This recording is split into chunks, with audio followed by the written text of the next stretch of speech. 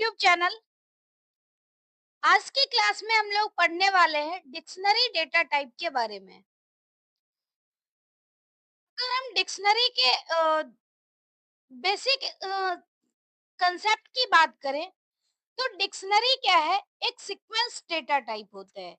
जैसे string, list, tuple sequence data type है, उसी तरह से डिक्शनरी भी है सीक्वेंस डेटा टाइप। अगर हम स्ट्रिंग लिस्ट और टपल की बात करें तो स्ट्रिंग लिस्ट, टपल बेसिकली एक ऑर्डर्ड कलेक्शन होता था, लेकिन डिक्शनरी क्या है? अनऑर्डर्ड कलेक्शन होता है। इसमें जरूरी नहीं है कि जिस सीक्वेंस में हम डिक्शनरी के डेटा को डिफाइन करें उसी सीक्वेंस में डेटा हमारा एक्सेस हो। तो जब भी हमें डेटा एक्सेस करना होता है तो उसके लिए इंडेक्स वैल्यू की जगह हम लोग डिक्शनरी की का यूज करते हैं। अगर हम डिक्शनरी की बात करें तो dictionary is a mutable data type, that is it can be changed after being created. मतलब क्या है कि जब हम लोग डिक्शनरी को क्रिएट करते हैं तो उसकी वैल्यू क्रिएशन के बाद भी चेंज हो सकती है। डिक्शनरी को हम करली ब्रेसेस का यूज करके डिनोट करते हैं। मतलब कभी भी हम डिक्शनरी रिप्रेजेंट करना चाहेंगे तो उसके लिए करली ब्रेसेस हम लोग यूज करते हैं। नेक्स्ट क्या है? जो डिक्शनरी है उसमें डेटा हमेशा की वैल्यू पेयर में होता है। की वैल्यू पेयर यानी चूंकि अनऑर्डर्ड है तो अनऑर्डर्ड में कुछ ऐसा होना चाहिए जिससे हम लोग वैल्यू को इजिली आइडेंटिफाई कर सके। तो यहाँ पर की का कंसेप्ट है, डेटा कभी भी जो स्टोर होगा वो की वैल्यू पेयर में स्टोर होगा। और जो डिक्शनरी की होती है वो हमेशा यूनिक होती है। डिक्शनरी की को हम डुप्लीकेट नहीं बना सकते हैं, मतलब मल्टीपल वैल्यू से एसोसिएटेड नहीं हो सकता है सिंगल की। जैसे एक की है तो एक की में एक वैल्यू हमारे पास यहाँ पर रिप्रेजेंट करना होगा। हाँ, मल्टीपल की सेम वैल्यू हो सकती है, ये पॉसिबल है, लेकिन एक ही की में अलग अलग तरह की वैल्यू नहीं हो सकती है। की ऑफ डिक्शनरी आर यूनिक। अगर डिक्शनरी को डिफाइन करना चाहें तो कुछ इस तरह से हम लोग डिफाइन कर सकते हैं। जैसे यहाँ पर हमने लिया है डिक्शनरी के लिए डी। डी बेसिकली यहाँ पर एक वेरिएबल हो गया। हम डिक्शनरी को डिफाइन करने के लिए यहाँ पर की वैल्यू पेयर का यूज कर रहे हैं। जैसे पहली की वैल्यू पेयर है 1 10, जिसमें 1 आपका की है और 1 से एसोसिएटेड वैल्यू है 10। उसी तरह से दूसरी की है, दूसरी की वैल्यू है 20, तीसरी की वैल्यू है 30। और इसको हमने जो डिनोट किया है वो करली ब्रेसेस का यूज करके डिनोट किया है। तो बेसिकली इस तरह से हम लोग एक डिक्शनरी क्रिएट कर सकते हैं। जब हम लोग यहाँ पर पाइथन सेल के ऊपर डी टाइप करेंगे तो जो हमारी डिक्शनरी है क्रिएट की हुई वो आउटपुट आउटपुट के फॉर्म में यहाँ रिप्रेजेंट होगी। तो बेसिकली इस तरीके से क्या है, जो डिक्शनरी है वो क्रिएट होती है। अब नेक्स्ट हम बात करते हैं accessing items in a dictionary using keys. अगर हम डिक्शनरी के की बात करें तो की हमेशा यूनिक होती है।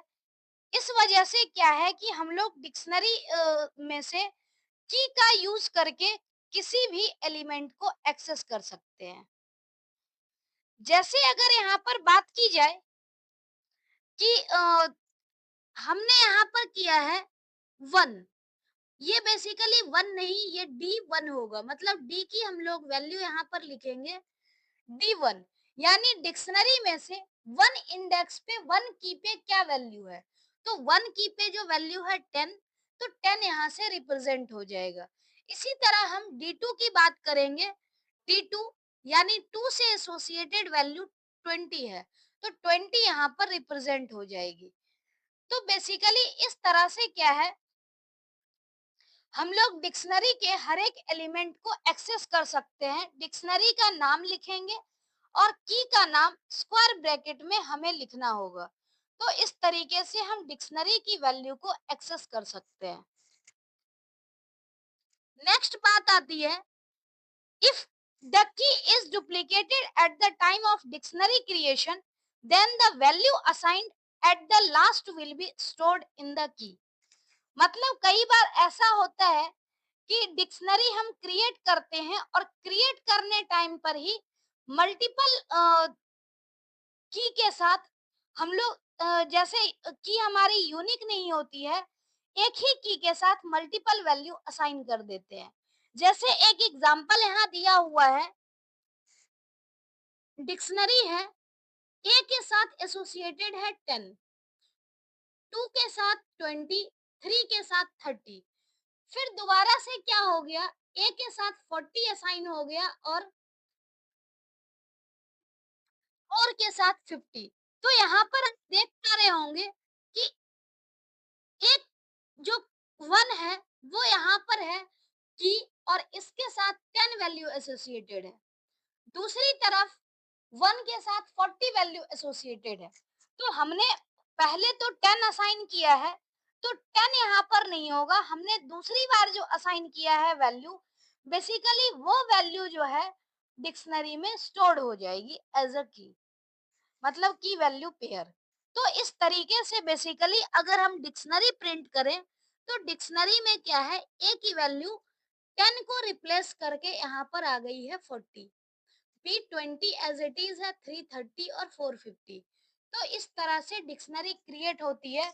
अगर हम की डुप्लीकेट वैल्यू दे देते हैं तो जो फाइनल वैल्यू होगी, फाइनल वैल्यू हमेशा डिक्शनरी में स्टोर की जाएगी।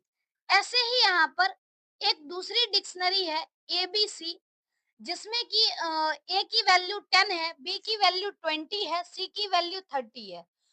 और इसको हम एक्सेस अगर करना चाहते हैं तो एक तो तरीका है कि हम स्क्वायर ब्रैकेट की हेल्प से एक्सेस करें, जैसे कि डिक्शनरी का नाम और स्क्वायर ब्रैकेट में उसकी की। दूसरा तरीका ये भी है कि हम गेट मेथड का यूज करके डिक्शनरी की वैल्यू को एक्सेस कर सकते हैं की के हेल्प से। तो डिक्शनरी का नाम यहाँ पर दिया हुआ है डी डॉट गेट मेथड का यूज करेंगे। और गेट मेथड का जब यूज होगा, मेथड में बेसिकली पैरेंथेसिस यूज करते हैं। तो यहाँ पर हमें क्या करना है, डिक्शनरी की लिख देनी है। इससे क्या होगा, वैल्यू एक्सेस हो जाएगा। तो ए पोजीशन पे मतलब ए की से एसोसिएटेड वैल्यू यहाँ पर 10 है, तो इस तरह से 10 प्रिंट हो रहा है। तो बेसिकली जो है, हम लोग किसी भी डिक्शनरी में की वैल्यू पेयर दे रखी होती है और उसमें की का यूज करके हम लोग किसी भी एलिमेंट को एक्सेस कर सकते हैं। नेक्स्ट है म्यूटेबिलिटी। म्यूटेबिलिटी का मतलब है कि जो की वैल्यू है वो अपडेट हो सकती है या फिर नहीं। तो इसका मतलब क्या है, जो की वैल्यू है, की तो हमेशा ही यूनिक होती है। जिस टाइम में हम लोग क्रिएट करते हैं उस टाइम पे वैल्यू यूनिक डिफाइन की जाती है। और जो उसकी वैल्यू है डिक्शनरी की, मतलब की से एसोसिएटेड जो वैल्यू है उसको हम लोग चेंज कर सकते हैं। जैसे यहाँ पर एग्जांपल दिया हुआ है, डिक्शनरी है A10, B20 और C30। अब अगर हम चाहते हैं कि ए की वैल्यू 10 से 15 हो जाए, तो क्या ऐसा पॉसिबल है? हाँ, बिल्कुल पॉसिबल है, क्योंकि डिक्शनरी जो है वो एक म्यूटेबल डेटा टाइप है। अब हमने जैसे डिक्शनरी में ए एलिमेंट से एक्सेस किया है, अब इस ए वाले इंडेक्स की जगह ए वाले जो की है इसकी जगह हमने 15 असाइन कर दिया। तो नई डिक्शनरी जो प्रिंट हो रही है वो हो रही है A15, B20 और C30। तो इस तरह से हम लोग डिक्शनरी की वैल्यू को चेंज कर सकते हैं। Adding a new item in a dictionary. Adding an item to dictionary is done by using new index key and assigning a value to it। Simple सी बात है कि अगर कोई डिक्शनरी एग्जिस्ट करती है तो डिक्शनरी एग्जिस्ट जो कर रही है उसमें अगर हमें कोई नया वैल्यू ऐड करना हो, तो सिंपली हम लोग जैसे क्या करते हैं, किसी भी वैल्यू को असाइन करते हैं, सेम उसी तरीके से हम लोग नई वैल्यू को ऐड भी कर सकते हैं। अगर इसमें बेसिकली लॉजिक क्या होता है कि अगर किसी डिक्शनरी में कोई की पहले से एसोसिएटेड है, तो उसकी वैल्यू अपडेट हो जाती है अगर हम नई वैल्यू असाइन करते हैं तो। और अगर वो की एग्जिस्ट नहीं करती है, तो वो की वैल्यू पेयर डिक्शनरी के लास्ट में ऐड हो जाती है। जैसे यहाँ पर हम लोग ध्यान से देखें, तो डिक्शनरी सेम यूज किया हुआ है 110 B20 330 वाली। हमने डिक्शनरी को यहाँ प्रिंट किया, तो यहाँ पर 4 जो है, डिक्शनरी में 4 की अवेलेबल नहीं है, तो हमने क्या किया, डिक्शनरी में 4 की और की से एसोसिएटेड वैल्यू डाल दी 40। तो यहाँ पर नई डिक्शनरी में 440 वैल्यू पेयर जो है, की वैल्यू पेयर, वो ऐड हो गई। तो बेसिकली कंसेप्ट यही कहता है कि अगर एग्जिस्टिंग की है, तो की वैल्यू अपडेट होगी, और की एग्जिस्ट नहीं करता है, तो वैल्यू जो है वो लास्ट में ऐड हो जाएगी। तो इस तरह से हम कोई आइटम को डिक्शनरी में ऐड कर सकते हैं। नेक्स्ट है ट्रैवर्सिंग अ डिक्शनरी। अगर डिक्शनरी ट्रैवर्स करने की बात हो, तो जैसे हम लोग लूप का यूज करके डिक्शनरी को ट्रैवर्स करते हैं, तो सेम प्रोसेस यहाँ पर भी है डिक्शनरी को ट्रैवर्स करने का। बेसिकली यहाँ पर क्या है कि हम लोग की और वैल्यू का यूज करके डिक्शनरी को ट्रैवर्स करते हैं। आइदर की हेल्प से हम लोग ट्रैवर्स करेंगे या फिर वैल्यू की हेल्प से। यहाँ पर क्या है कि अगर हम लोग लूपिंग का यूज करते हैं डिक्शनरी में, तो रिटर्न करता है वैल्यू, की value, but there are methods to return value as well. मतलब जब हम लोग लूपिंग की बात करेंगे, तो लूपिंग की हेल्प से हम लोग ट्रैवर्स जो कर सकते हैं, की को ट्रैवर्स कर सकते हैं, और साथ ही वैल्यू को भी ट्रैवर्स कर सकते हैं। तो सबसे पहले हम लोग देखते हैं कि की फंक्शन का यूज कैसे कर रहे हैं। It returns the key of the dictionary as a list. हमारे पास डिक्शनरी दी गई है 110 B20 220 और 330। अगर हम इसमें डिक्शनरी में की फंक्शन यूज करें, तो क्या होगा, डिक्शनरी की एक लिस्ट के फॉर्म में रिटर्न हो जाएगी।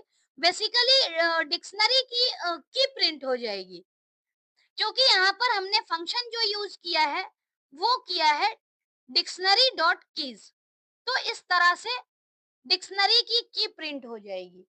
अब अगर हम लोग ये देखते हैं कि मतलब एक एक करके डिक्शनरी की को ट्रैवर्स करें, तो उसके लिए यहाँ पर हमारे पास क्या है, फॉर लूप यूज किया हुआ है, और for loop for I in D dot keys. D dot keys basically dictionary की को हम एक्सेस कर रहे हैं इस केस में। तो पहले बार में 1 एक्सेस हो रहा है, दूसरी बार में 2, तीसरी बार में 3। तो इस तरह से डिक्शनरी की हम की को ट्रैवर्स कर रहे हैं। अगर हमें वैल्यू को ट्रैवर्स करना होगा, तो सेम तरीके से हम डिक्शनरी की वैल्यू को भी ट्रैवर्स कर सकते हैं। उसके लिए हमें यूज करना होगा वैल्यू फंक्शन, वैल्यूज, यानी डी डॉट वैल्यूज क्या करेगा, जो वैल्यूज की लिस्ट है वो वैल्यूज की लिस्ट रिटर्न करेगी। और इस केस में अगर हम वैल्यूज को ट्रैवर्स करते हैं, तो हमारे पास जो फॉर लूप यूज होगा वो कुछ इस तरह से यूज होगा, for I in D dot values. यानी डी डॉट वैल्यूज से क्या होगा कि डिक्शनरी की वैल्यू एक एक करके ट्रैवर्स होगी, और आउटपुट में फर्स्ट टाइम में इसकी वैल्यू 10 है, तो 10 प्रिंट होगा, उसके बाद 20, उसके बाद 30। फिर हमारे पास कोई भी वैल्यू बचता ही नहीं है। तो इस तरह से सारी वैल्यू ट्रैवर्स हो जाएगी। तीसरा तरीका क्या है डिक्शनरी के आइटम को ट्रैवर्स करने का, और जो हम डिक्शनरी के आइटम को ट्रैवर्स करते हैं, तो बेसिकली डिक्शनरी का आइटम जो ट्रैवर्स होता है, वो एक टपल के रूप में, मतलब लिस्ट के इनसाइड एक टपल के रूप में सारे डेटा आइटम्स का पेयर एक्सेस होता है।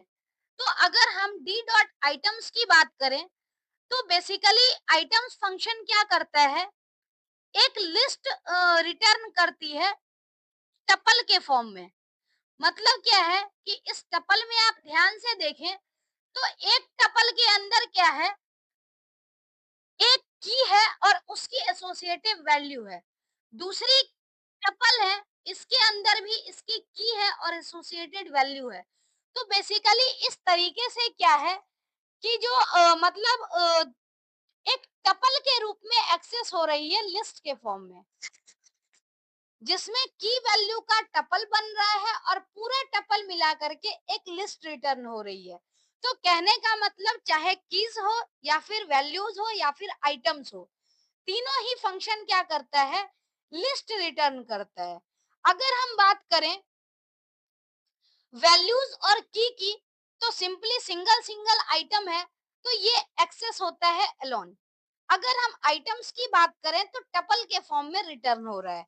अब इसको एक एक करके हम लोग अगर ट्रैवर्स करते हैं फॉर लूप की हेल्प से, for I in D dot items, तो क्या होगा, फर्स्ट इटरेशन में 110 एक्सेस होगा, मतलब ये टपल के फॉर्म में, क्योंकि हमने डी डॉट आइटम्स लिखे हैं, यानी डिक्शनरी का आइटम।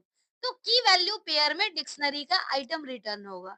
सेकंड में क्या होगा, 220 का पेयर रिटर्न होगा और थर्ड में 330 का पेयर रिटर्न होगा। तो इस तरह से बेसिकली हम लोग किसी भी डिक्शनरी में चाहे वो वैल्यूज को एक्सेस कर सकते हैं, कीज को एक्सेस कर सकते हैं या फिर की वैल्यू पेयर को एक्सेस कर सकते हैं।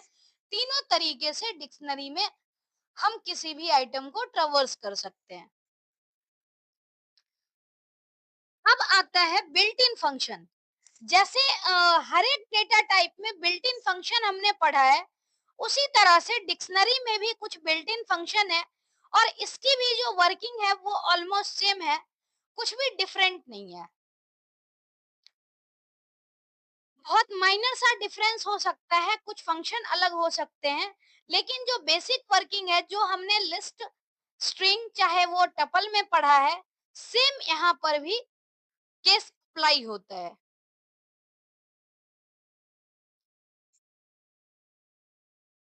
अगर हम बात करें बिल्ट इन फंक्शन की, तो बिल्ट इन फंक्शन सबसे पहला फंक्शन है लेन।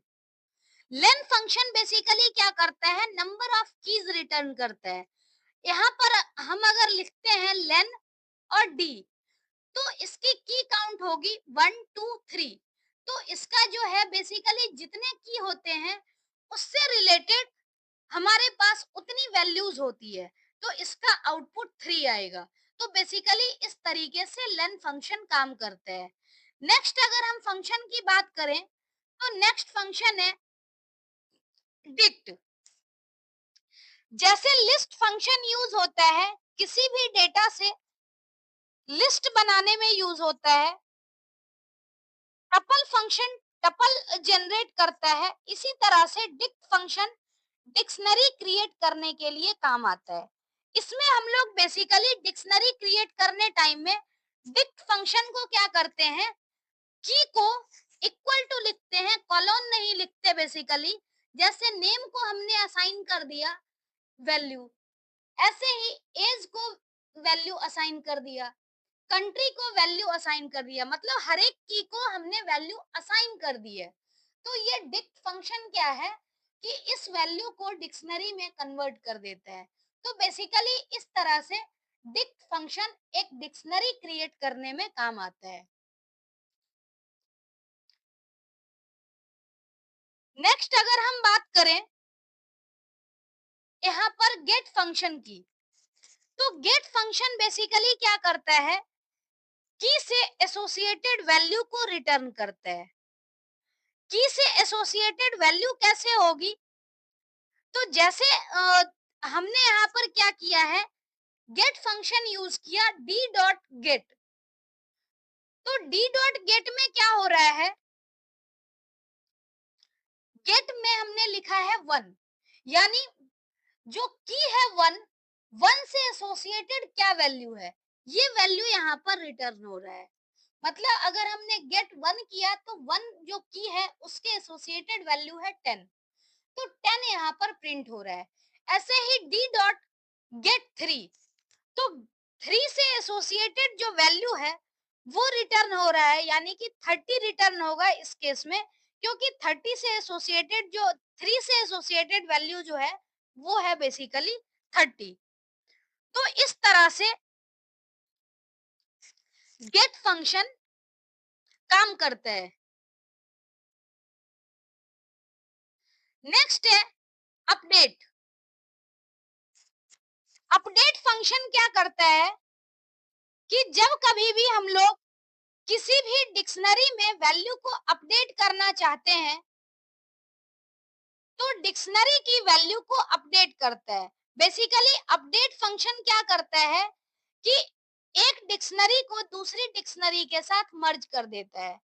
जैसे अगर हम बात करें कि एक डिक्शनरी है जिसकी वैल्यू है 110 और 20, 110, 110, 220, 330, तो इसमें हम कोई नया वैल्यू ऐड करें, नया वैल्यू भी हमें डिक्शनरी के फॉर्म में ही देना होगा, और नई वैल्यू ऐड करने के बाद अपडेट करके डिक्शनरी की वैल्यू जो आ रही है वो उसमें 440 वैल्यू पेयर ऐड हो रही है।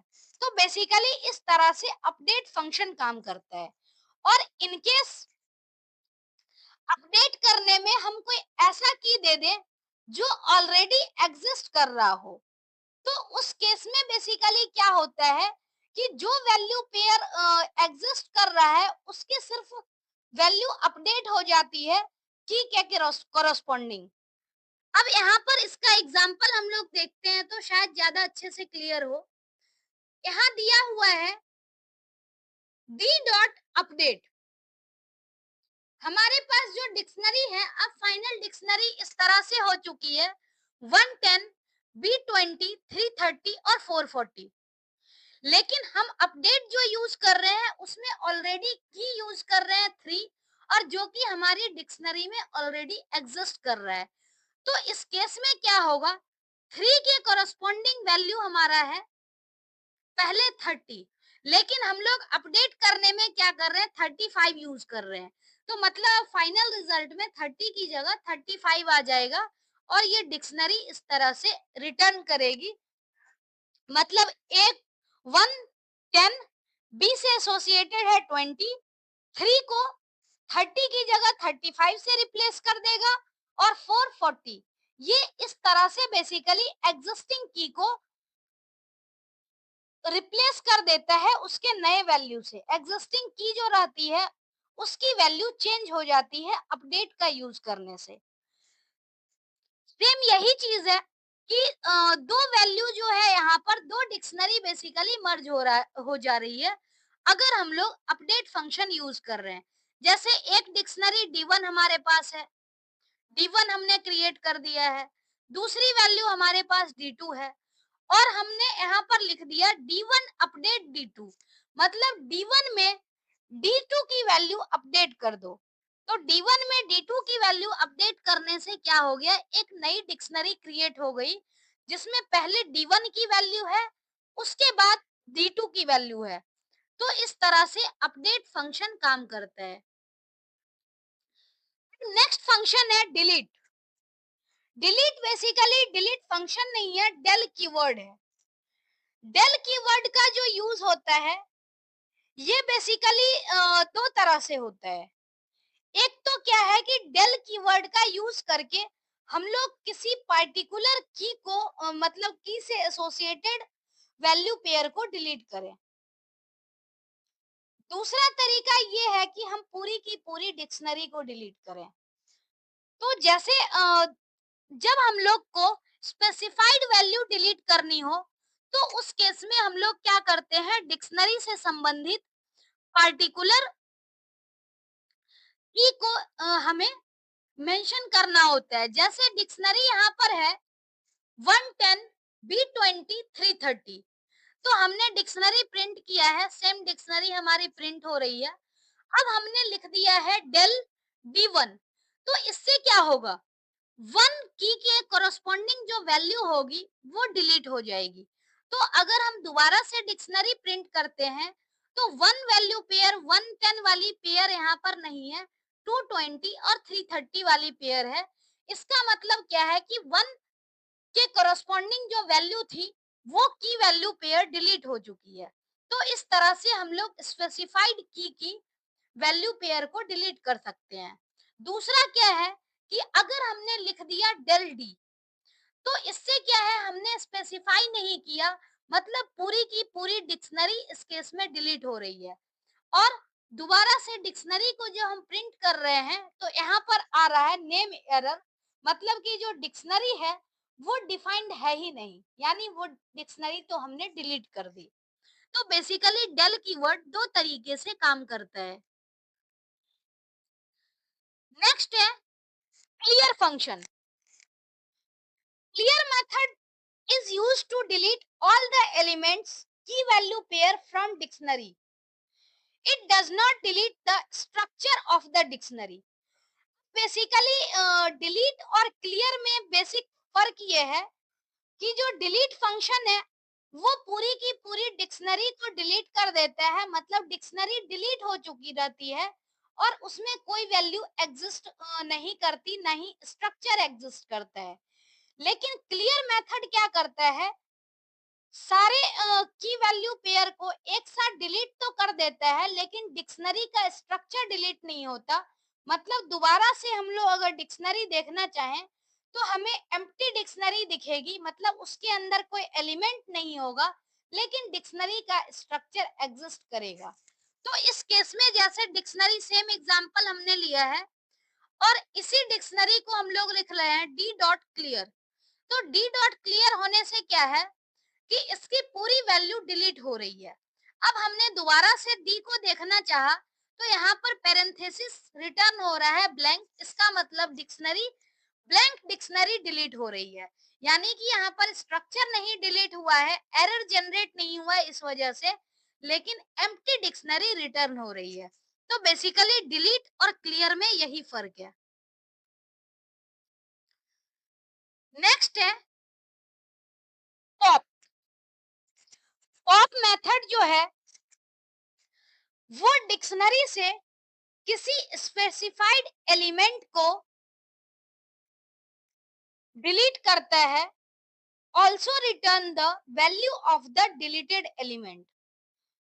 कहने का मतलब क्या है कि अगर हम लोग किसी भी एलिमेंट को डिलीट करना चाहते हैं, किसी भी स्पेसिफाइड एलिमेंट को डिलीट करना चाहते हैं, तो हमें क्या करना होगा, पॉप मेथड का यूज करना होगा। और पॉप मेथड के ब्रैकेट में हमें उससे एसोसिएटेड की लिखना होता है।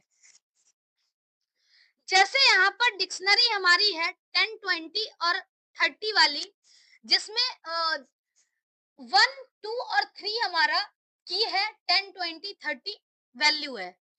हम इस डिक्शनरी को जब देखते हैं तो इस तरह से डिक्शनरी प्रिंट होती है 110, 220, 330। अब यहाँ पर हमने लिखा है डी डॉट पॉप टू। कहने का मतलब टू से एसोसिएटेड जो वैल्यू है उसको हमने पॉप कर दिया, डिलीट कर दिया। तो टू पॉप टू लिखने से क्या है कि हमें ये पता चल रहा है कि हमने कौन सी वैल्यू डिलीट करी, यानी 20 डिलीट हो गई। अब दोबारा से हम डिक्शनरी को देखेंगे तो 110 और 320 यहाँ पर एग्जिस्ट कर रहा है। तो बेसिकली इस तरह से पॉप मेथड जो है वो स्पेसिफाइड की हेल्प से किसी भी एलिमेंट को डिलीट कर देता है। नेक्स्ट है पॉप आइटम।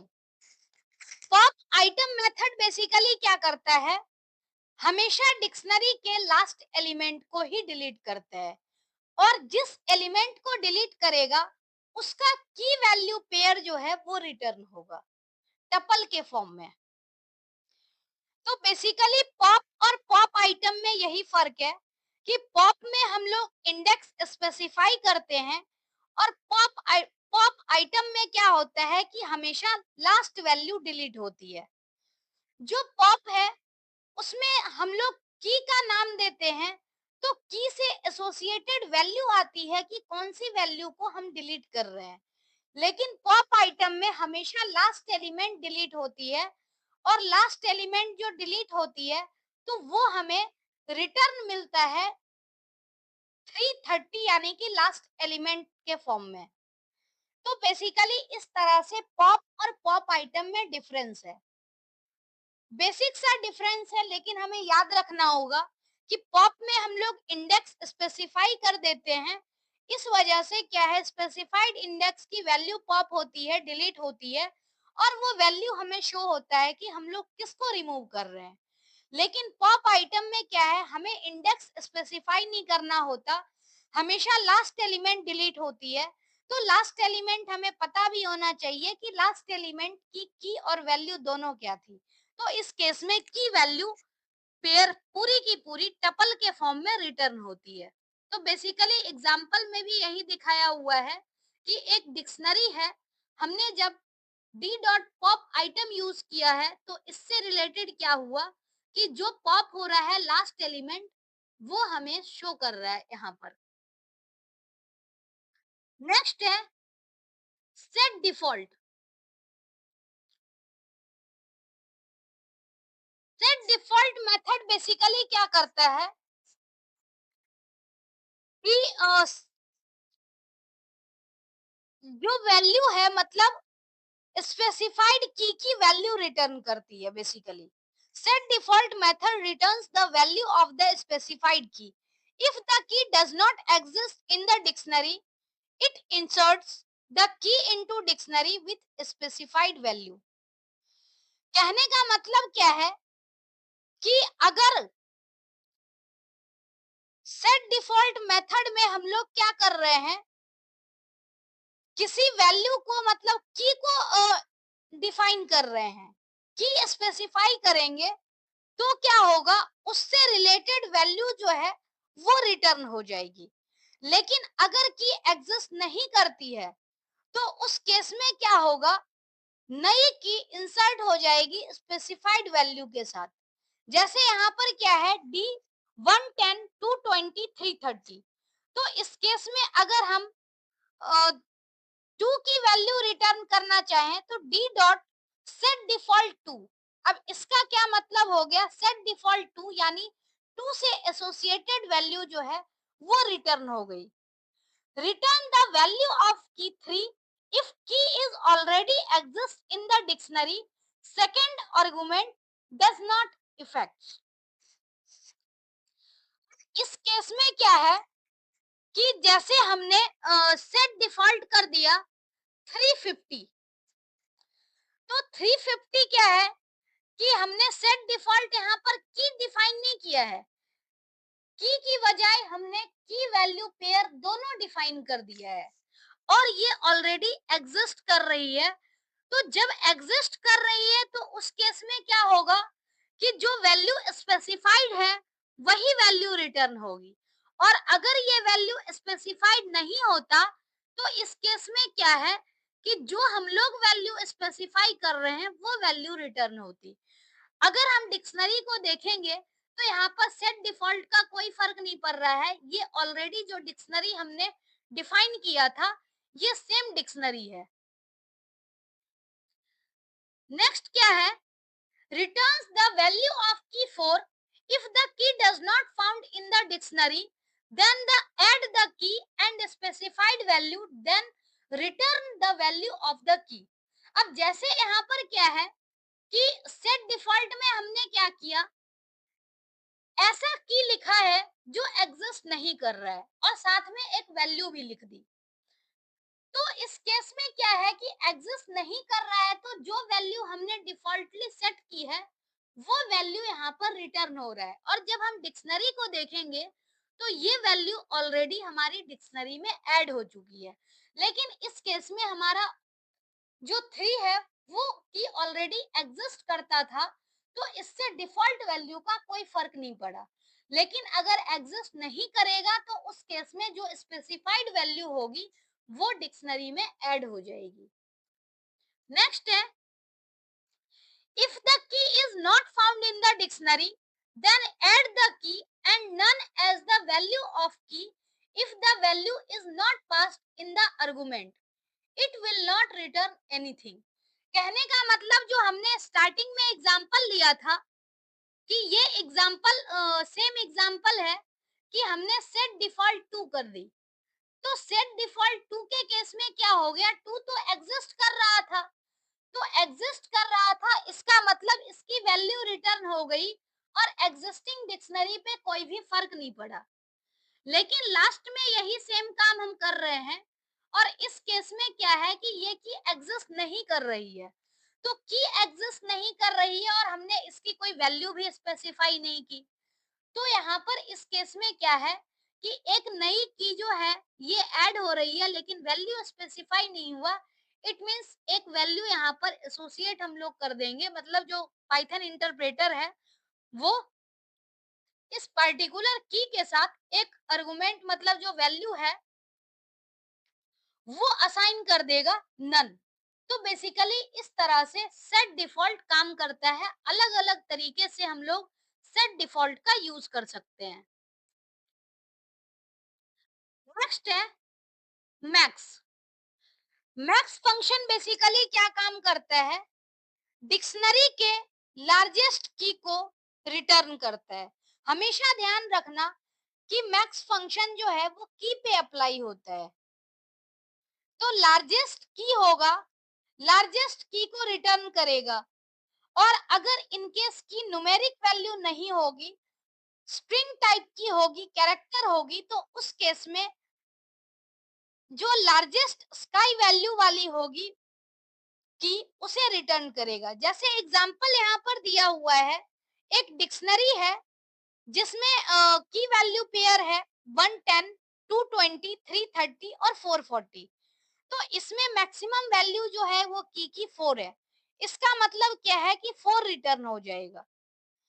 अगर हम दूसरे डिक्शनरी की बात करें तो यहाँ पर की जो है वो स्प्रिंग है और लिखा हुआ है स्मॉल a, एसोसिएटेड वैल्यू है 10, बी कैपिटल में है और इसकी वैल्यू है 20 और स्मॉल h है जिसकी वैल्यू है 30।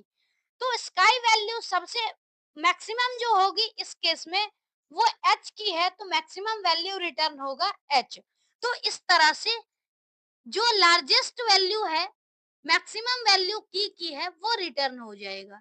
ऐसे ही सेम मिनिमम काम करता है।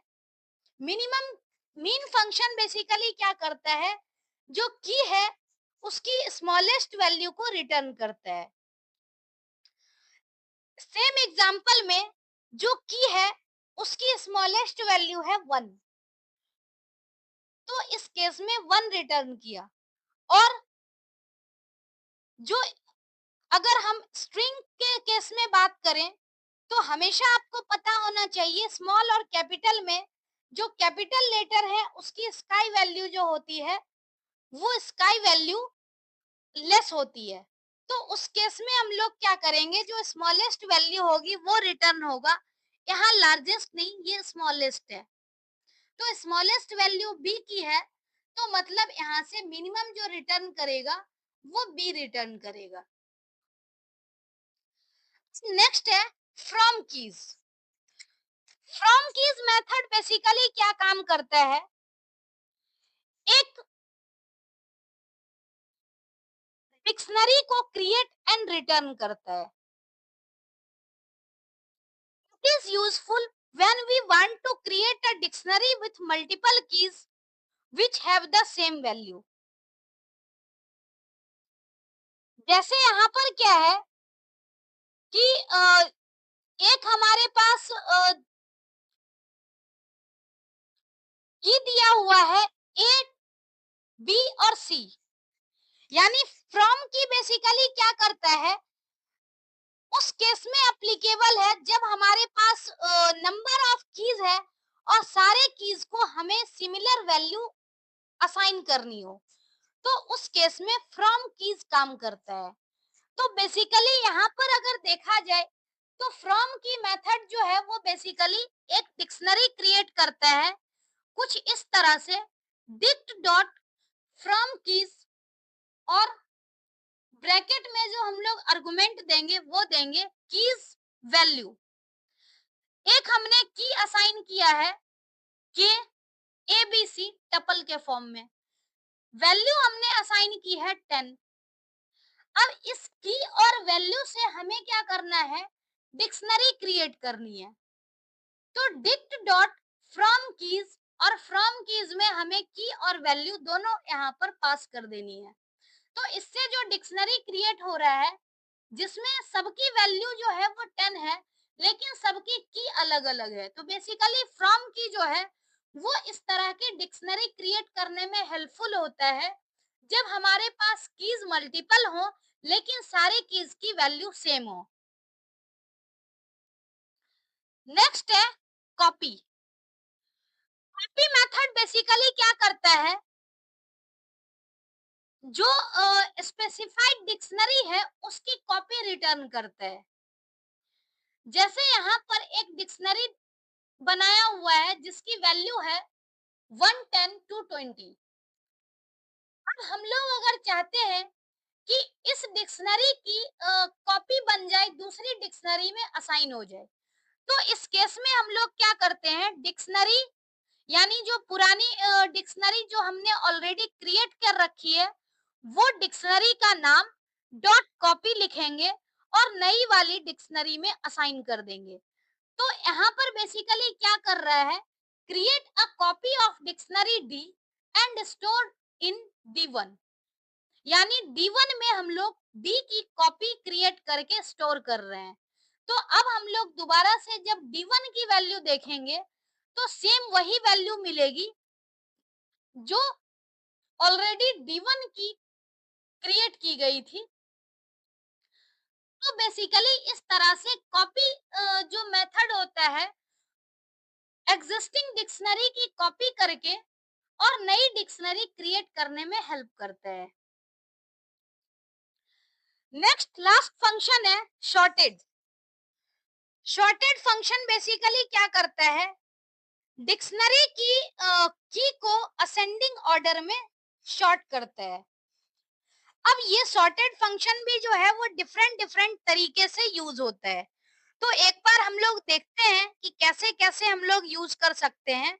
बाय डिफॉल्ट जो है सॉर्टेड फंक्शन जो है वो की को सॉर्टेड ऑर्डर में अरेंज करता है, और जो की रिटर्न होती है वो बेसिकली लिस्ट के फॉर्म में रिटर्न होती है।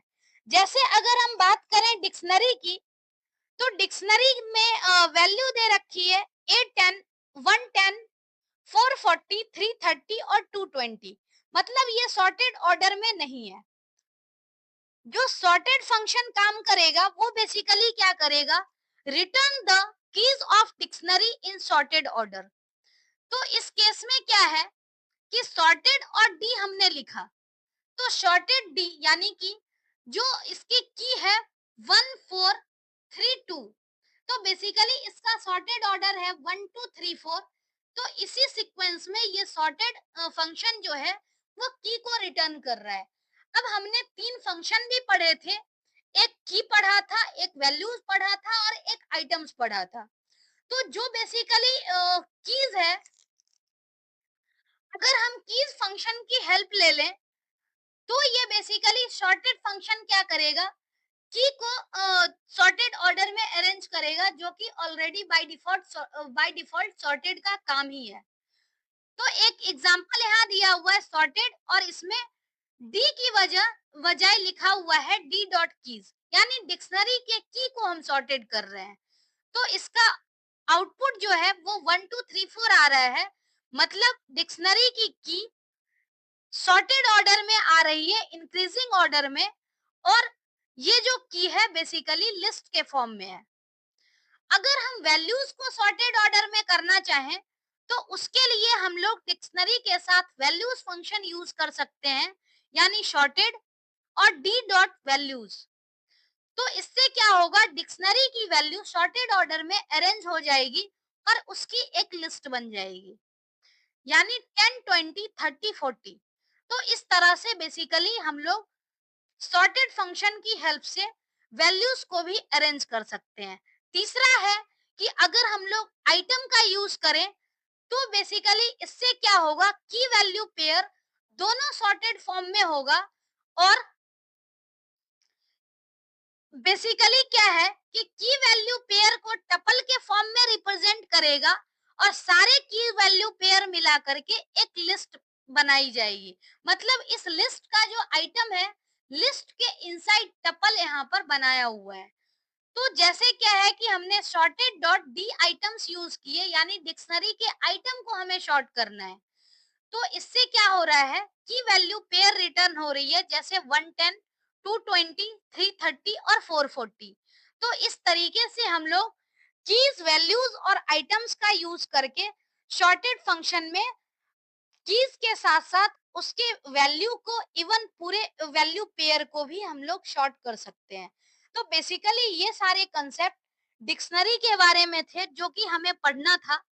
अब एक बार हम लोग वैसे फंक्शन को समराइज भी कर सकते हैं। जो क्लियर फंक्शन है वो बेसिकली सारे एलिमेंट्स को रिमूव करता है डिक्शनरी से। गेट फंक्शन का यूज है कि हम लोग किसी भी स्पेसिफाइड की हेल्प से एसोसिएटेड वैल्यू को एक्सेस कर सकते हैं, और अगर की अवेलेबल नहीं है तो उस केस में एरर जनरेट होगा, एक्सेप्शन जनरेट होगा।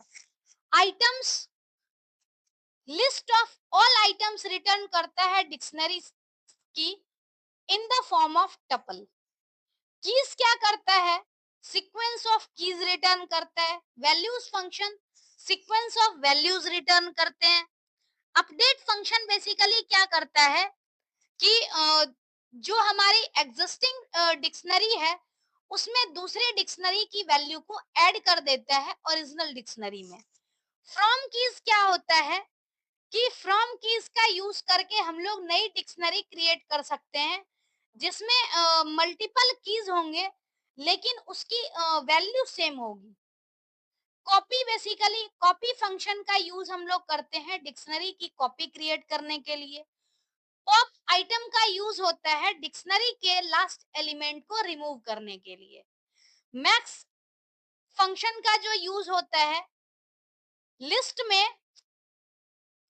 हाईएस्ट वैल्यू को रिटर्न करने के लिए, हाईएस्ट की को रिटर्न करने के लिए। और मीन फंक्शन जो है वो की के लोएस्ट वैल्यू को रिटर्न करने के लिए। और जो सॉर्टेड फंक्शन है वो बेसिकली क्या काम करता है, की के बेस पे असेंडिंग या डिसेंडिंग ऑर्डर में सॉर्टिंग कर सकती है।